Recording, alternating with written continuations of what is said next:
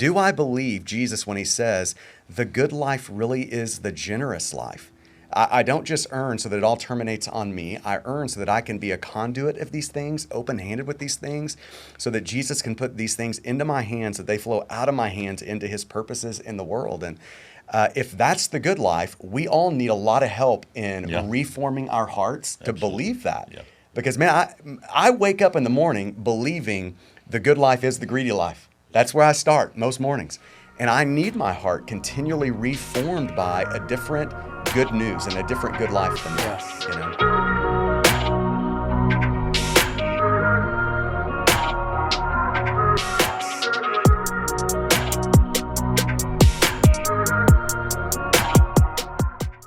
Stonegate, great to be with you for another episode of Life Around Stonegate, and just kind of following through where the Lord has had our church over the last month in our Follow Me sermon series. And this has been a great month for us.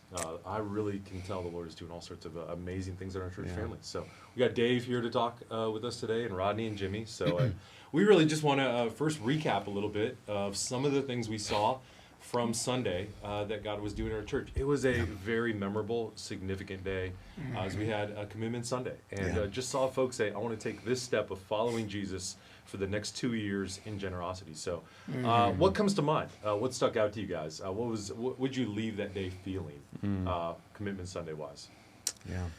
I was encouraged, man.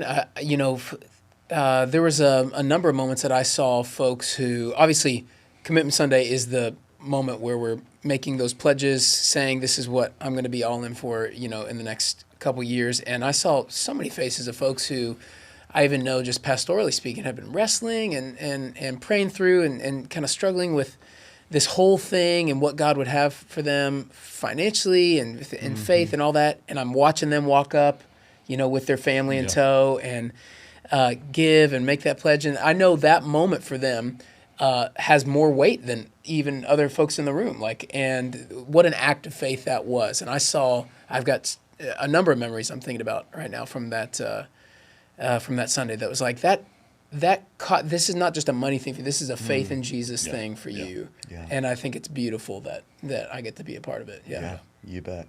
Dave, what do you feel on a day like that? I was at the back. Y'all were up front, and just watching people, there were so many tears going through the sanctuary. And I think to add on to what you're saying, Jimmy, I think it was a incredibly moving day for our people. I think we've been in this conversation for quite a while, and just talking to people, I think this landed on them in a way that they really began to understand this is for eternity. This isn't for this moment, it's for eternity. And as you said, I think you could really see it on the faces of our people. And it was a great, great morning. Yeah, there's so many things on a morning like that have a way of just sort of bubbling up in me. I feel such mornings like that are so humbling. Because I know that what's happening in that room are people are having profound experiences with the Lord. And that is such a humbling thing to watch happen in front of you. And I know for many of you watching, that happened on Sunday. You had a moment with Jesus. And these moments really do have a way of changing our lives. And that feels so humbling to get to watch that. I feel such a level of gratitude to be a part of moments like that and to be one of the pastors in a church like this. I feel so thankful for that. And Jimmy used the word encouraged a minute ago, and I feel so much of that. Part of what's happening on Sunday is it is a church saying, Jesus, you have things in front of us, and we're willing to sacrifice to see those things happen. And man, I am so willing to give my life to a group of people and with a group of people who we're all have our hands stacked on that. Those moments are the moments in life. They're the moments. So I left so encouraged on Sunday. But Ryan, how about you? I just, James 2 reminds us that faith without works is dead. And so when you get to see faith in action, and I don't begin for a second to underestimate what an incredible act of faith it was for so many to make a commitment, to step into that. I mean, that was a lot of faith for folks. To truly listen to the Lord, to trust Jesus and say, Lord, I want to follow you. I've heard your voice. I believe you're a good shepherd. I know you want good for me. And I want to walk by faith. we've talked a lot about just as far as like a lot of the initiatives we're doing, and I've just had such trust the Lord's going to put all those pieces together. The thing that often causes me the greatest angst, pastorally speaking, is that if we're a church that really, we just hold something back from truly experiencing all that Jesus has for us. Yeah. And so I just saw people, a lot of folks going like, I want to go after all that Jesus has for me. Yeah. So true. Yeah. And there's a sobriety Yeah. inside of that too. I will say this is a testament in some ways to you, Rodney, and Dave, and a lot of the folks have been around Stonegate since almost the beginning of like, there's been a sequence of good leadership around Stonegate. And I think that with that, there's a lot of trust people have here. Yeah. And I don't think we should take that for granted. Yeah. And there's a sobriety that comes with so that. I feel a thankful for weight of like, man, people are looking at us as a church and saying we believe in where we're going and what we're doing. Yeah. And I really feel a weight of that. Yeah. Another thing Sunday too, and this is, just on a personal side for me, and we all of us could speak to this too, but, this is a moment of deep sacrifice in Laura and I's life. This was a moment where we have been wrestling with the Lord for months now on clarifying what that number is that would take us down into a deep place of faith, and what would cut into our life where we could look at that number and know deep down that is sacrificial generosity, and there is faith attached to that. And, there's all the feels with that moment. I think this is part of why it's a profound moment with the Lord, because you do have all the feels. This is where faith actually is showing up and really counting in your life. And so I just feel the mixture and on a day like that of 1 part fear and then like 5 parts just deep gladness of, man, Lord, here I am. And you mean more to me than what I'm giving. You mean more. I love you more than this. And so I felt that too, of like, just on a personal level, a tingling of, oh gosh, God, you're going to have to show up in my life. Yeah. And just such a gladness to be in a place where I could, with an open heart, say, if this is what you're asking, I gladly, yes, I'm in for that. So. Yeah, and I'll say this to you, Rodney. I think your willingness to walk this out over these last months, the thing I felt really on Sunday morning is just thankful. Our hearts get hard. It's hard ground to plow. We're used to working in a certain manner. And just being reminded over these last months, truly every single thing we have is God's. Yeah.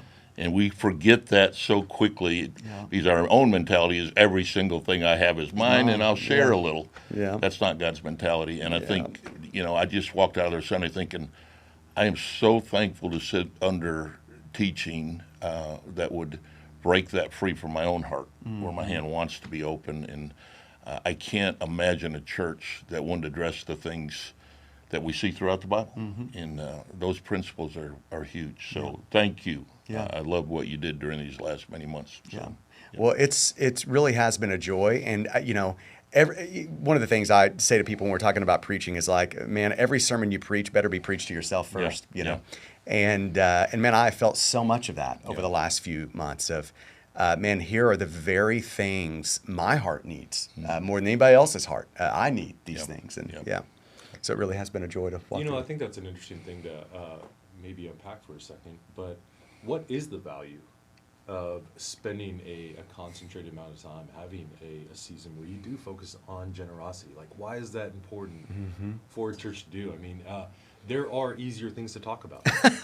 No. I don't think that's true. I actually just thought that's how you grow a church. You just talk about money. That's right. So, but why do this? Yeah. Why spend the time? Like, what is the reason that we think this is an important thing for us to do if we're really going to shepherd and care for people well? Yeah.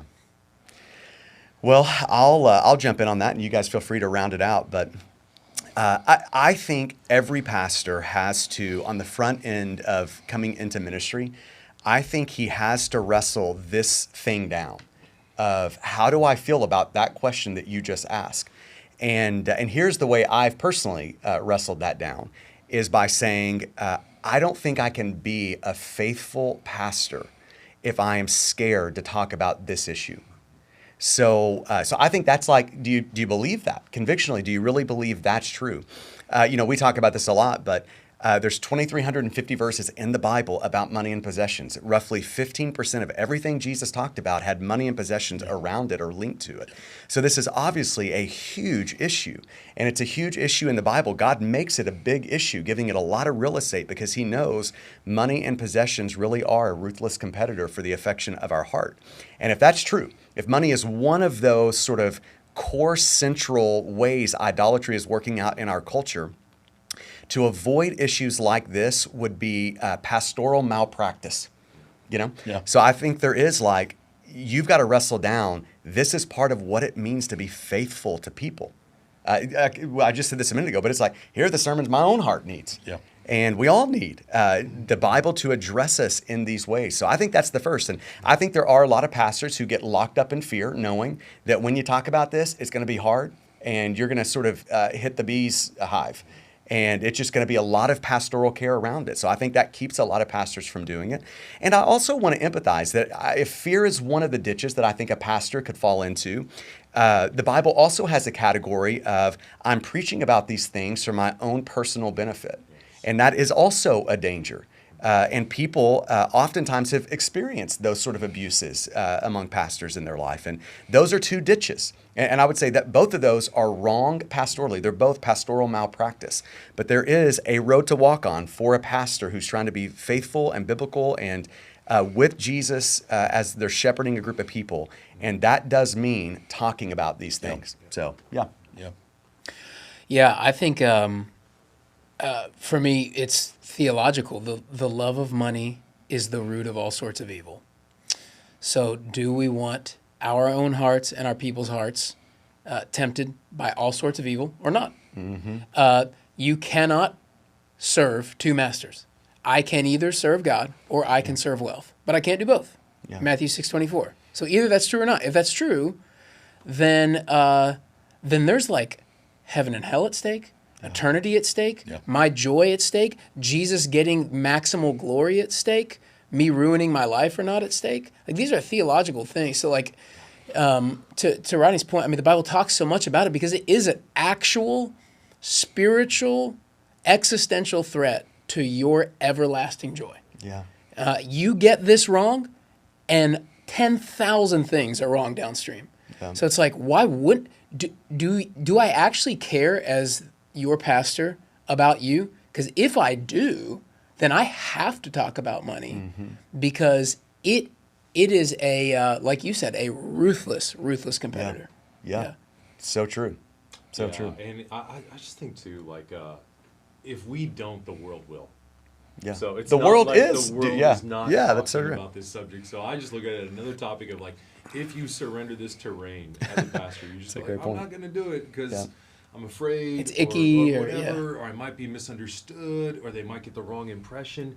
You're basically saying, I'm going to let someone else form the people of my church. Yeah, that's so true. And as how can you say that as a pastor? I'm going to let the world win. I'm going to let the world's values and worldview and formation project win.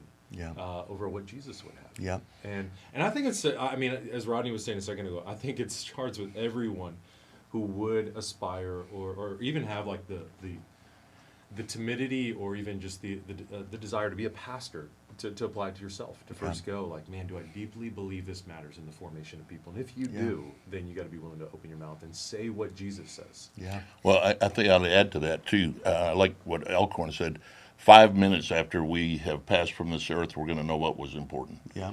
And if we're not taught what is important, sending things into kingdom, building things for God's glory, that moment we cross the threshold and say, wow, I didn't use those things, that's going to be a sobering moment. Yes. And I think when this teaching begins to penetrate our hearts, we begin to realize, I want to use his things for his kingdom, that conversation is going to go a whole lot better at the end of it. Not in a guilty fashion, because I think the Lord is going to love us no matter what, but he's going to say, I gave you these things to do the things in my kingdom, and you either did them or you didn't do them. Yeah. And I think sometimes without teaching on this, without addressing these things head on, we fail to do that. We don't think about it. We're too caught up in our own lives. And I think that's what's been so good over these last few months of just bringing us back to these things are important. There will be a day where you're standing in front of the Lord, and you will know moments after you cross, what was important. That's right. Yeah. So I think it's incredibly great to think through these things. Yeah, so true. Yeah. Ryan, you mentioned how our culture really is forming us in these ways. And the essential message that our culture is forming us in is the good life is the greedy life. It's the good life really is like the good life as our culture sees it, the life that you want. You're going to flourish. Sure. Is I earn more so that I can spend more, or I earn more so that I can save more. But that is really our cultural kind of definition of the good life. And Jesus just sees it different than Yeah. that. When Paul's quoting Jesus, he says from Jesus, it's more blessed to give than receive. And it's just, those are like one of those verses that you just have to wrestle with. Do I believe that? Yeah. Do I believe Jesus when he says the good life really is the generous life? I don't just earn so that it all terminates on me. I earn so that I can be a conduit of these things, open-handed with these things, so that Jesus can put these things into my hands, that they flow out of my hands into his purposes in the world. And if that's the good life, we all need a lot of help in reforming our hearts to believe that. Yeah. Because, man, I wake up in the morning believing the good life is the greedy life. That's where I start most mornings. And I need my heart continually reformed by a different good news and a different good life than that, So. Yeah, I mean, if you think about it for a second, and we've preached on it years ago, I would encourage folks to go back and listen to it, but the Beatitudes really are almost a kingdom of God charter or constitution in comparison to the world of saying, this is what the good life is. Yeah. And I forget it almost daily. So I'm right in that boat too, Yeah. trying to yank my heart and soul back into alignment with the ethics and the charter of the kingdom of God, and not of this world. Yeah, so and true. that is only the work of the Spirit. Yeah. I So true. never get there on my own, but I'm like, Lord, give me the faith again to believe that that's the good life. Yeah, and part of what a culture is doing is it's making you sleepy to what it's doing and what it's teaching. So I'm reminded of this quote by John Stott where he says.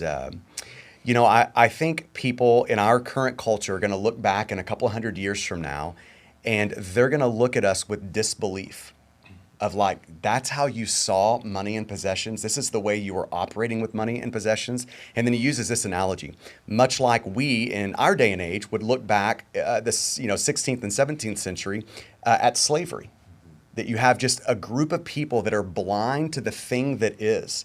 And he's like, that same blindness is in and around money and possessions now.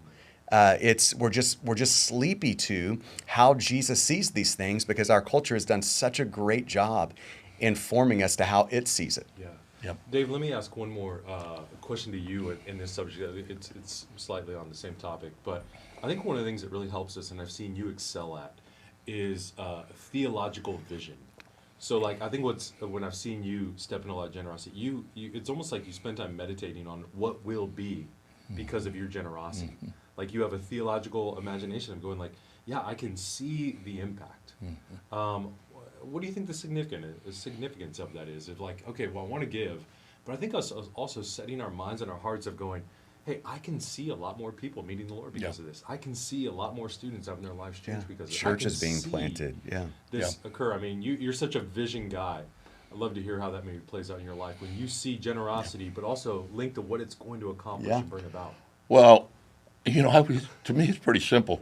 I feel forgiven of so much I can't tell you, and I'm not going to walk back through life, but I wake up every day humbled that the Lord would love me enough to redeem me. So that's the start for me. And then I recognize how incredible a gift that is and what I've been forgiven of. And then it just inspires me to say, other people need this. What can we do as a church? Where are the things we can impact?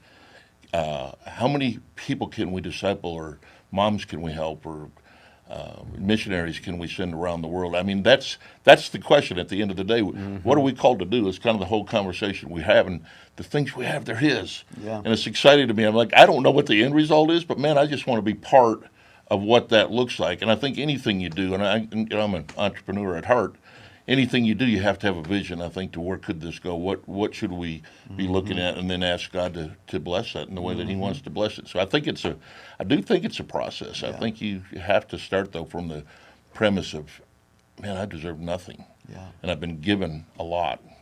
Yeah. And where can we put these things? Where can we plant them in kingdom to make a huge difference? And I think that's the thing I've loved about Stonegate. Gosh, we're just doing so much of that. And the thought of where are we 10 years from now, it's a staggering thing. And I think that conversation I said a little bit ago, standing in heaven one day with the Lord and seeing these things that we're investing in now, 50 years, 100 years, 200 years, I don't know, 1,000 years from now, things are still resonating from that. That just vibrates in my soul. I can't help it. It does. It just gets in there like, what? Yeah. What are you going to give us an opportunity to be part of? Yeah. And I think true. to your question a minute or your statement a minute ago, man, the tool I always want to be is a pipe, open-ended on both ends where stuff flows through. Yeah. And I think without good teaching on these things, we become a bucket or a bowl. Yeah. It doesn't flow through. Yeah. It gets You stopped bet. up. So, I'm getting later in life than you guys are. And just the thought of what can we do in the next 30 years for His kingdom? How many people can we impact? And I think it's a valid goal. You bet. So. One of the other things too, Ron, when I think about why should pastors engage in this kind of area of life for all of us, money and possessions? One of the reasons is also because God has in His providence connected ministry and money. Like these two things go together on some level. Like it doesn't matter what ministry you want to talk about. We could be talking about the wonderful ministry at First Look, saving babies. Yeah. I mean, it just doesn't get any more precious than that ministry, amazing ministry that they're doing.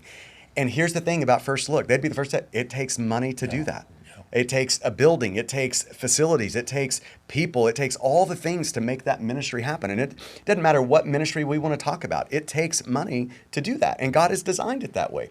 And I think the reason God has designed it that way is because He knows now when His people give, it's pulling their hearts into these things. This is Jesus in Matthew 6, where He says, where your treasure is, there your heart is going to be also. Like our heart has a way of following our generosity and our open-handedness. And if we're going to care about the things of Jesus, He wants us to be giving to those things so that our heart gets pulled into them. So I just think it is the reality of how God has set up things to work. And so every pastor has to embrace this is a part of what it means to pastor people, if that's how it works, is God has things for us to do. Those things are designed by God to require money to do them. And therefore, we all get to give to those things so we can see those things happen. And you could be in a church and that not ever come up. It just means that church is not going to do the next things that Jesus has put in front of them.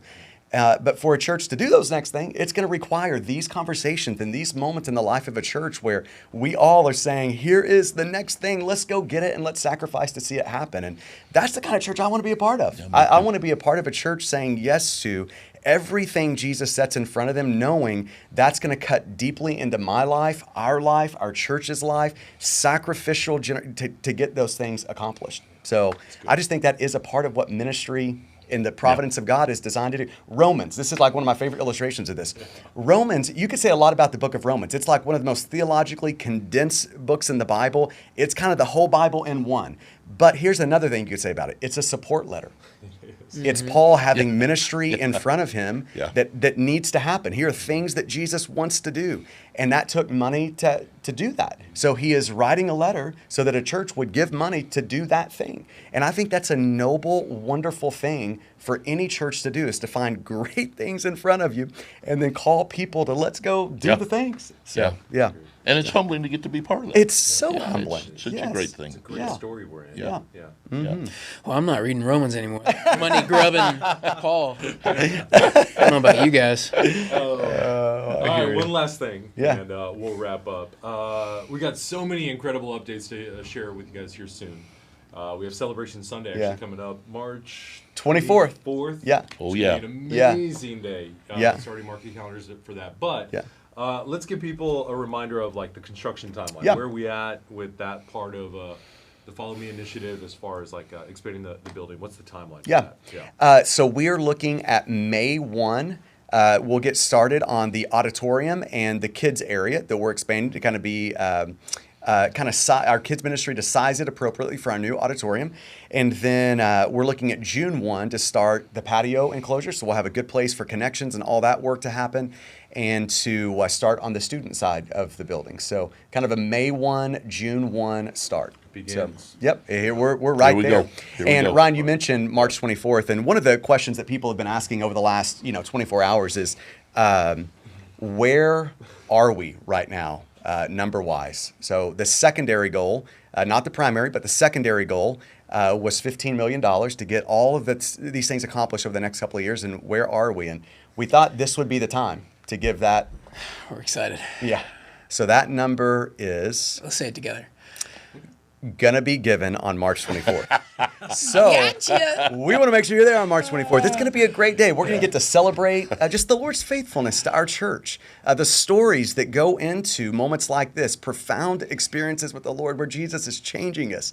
We're going to get to share those stories. We're going to get to celebrate together. It's going to be a really wonderful day in the life of our church. Yeah, church, you should be so encouraged. There's so many incredible things God's doing around Stonegate. And it's an amazing time in the life of our church. So It really is. you guys. Yep. So we're here for you guys. For a lot of you out there, if you have questions or you're wrestling through any of the topics we talked about today, we would love to connect with you. Hope you're in a community group. These are great conversations for community groups to have together. But we'd also love to engage with you directly. So if there's anything we can do to connect with you, reach out, let us know. We love you, church, and hope you have an amazing week. Yeah. Yep.